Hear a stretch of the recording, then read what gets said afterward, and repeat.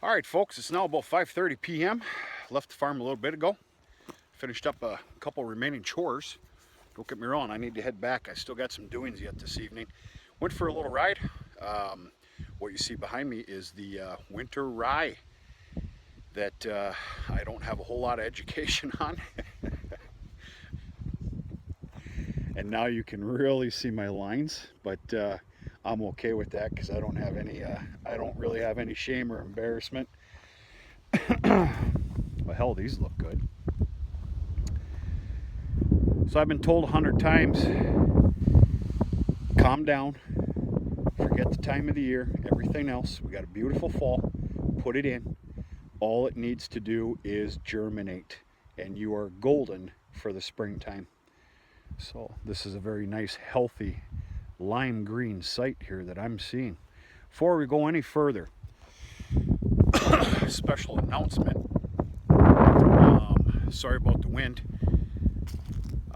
We're going to do something in the next few days that I've been wanting to do in the last few years. An acceptance has been reached with the man, the myth, and the legend, Mr. Tom Ray of Ray's Feed Mill. Right now is the time of year where that corn's starting to shuttle in. And of course he mans the dryer and the bends and everything else, you name it. What we're gonna do is we're gonna devote some time here in the next few days. We're gonna head over to Ray's Feed Mill, and Tom Ray is gonna take us on a little tour. We're gonna try and time it out correctly where corn is coming in, it's getting dumped, why, what, when, where, and how, that kind of ordeal there.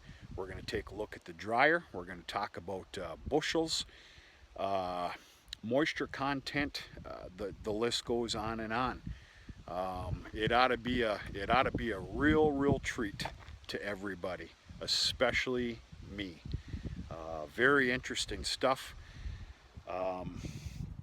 So I hope you're a little excited about it. Tom's not really excited about it. He's a little nervous, actually. I told him, don't worry about it. Let's just talk like common men, and that's it. Pay no attention to the video that's taking place. But he's good with it. Of course, there's nothing to hide, so everything is shareable over there. And he's going to give us his expert advice on what's going on, and a tour and all that other stuff. So I can guarantee you I'm looking forward to it more than anybody. We actually did a little test run here today, and on what's what and why and everything else. I mean, I can't sit here and talk to you about shelled corn. Yeah, we're going to get in depth. We're going to look at everything. We're going to go into the moisture shack where all the magic happens, all the buttons and everything else. And there's 3 different dryers that are going.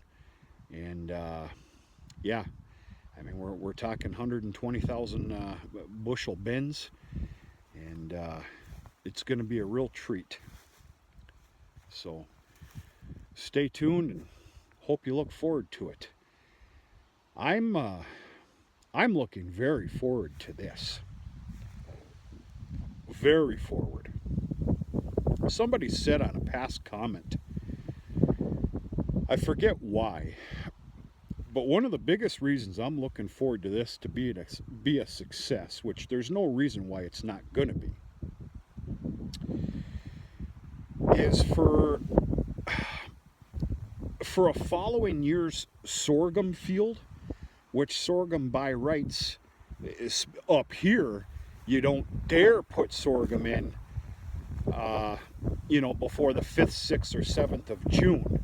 That's kind of a standing rule of thumb here. You don't dare do it.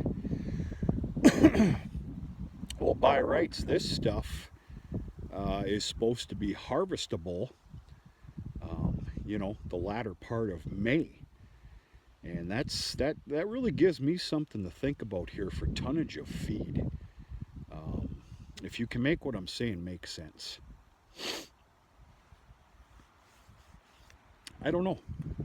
I do know that I'm happy as hell that I did this. You know, this is tried and true. This isn't an experiment, for God's sakes, folks. This is just, it's new to me. New to me, and it's nerve-wracking. And I think we ought to find some great success here. There's only one downfall possibility, and that is that this field is a complete soaker. It can be in the spring. And that is a large scare. The entire north end can get just soaked. There's probably 4 or 5 small little chili bowls in here.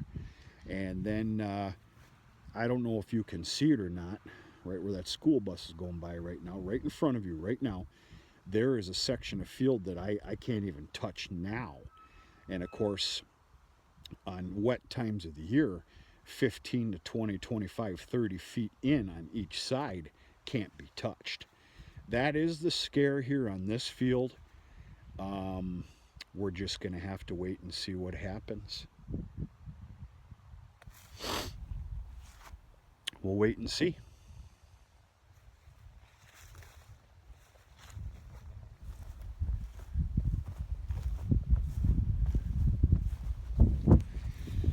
I got a few things to tie up here before dark falls, which of course is pretty quick these days.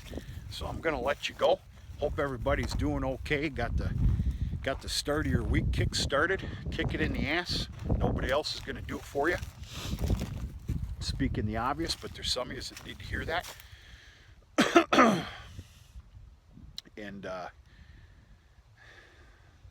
seeing a deer in the woods. We'll go from there. 30 videos in 30 days. So you're going to see my beautiful mug tomorrow at some point. We're going to talk to you sooner than later.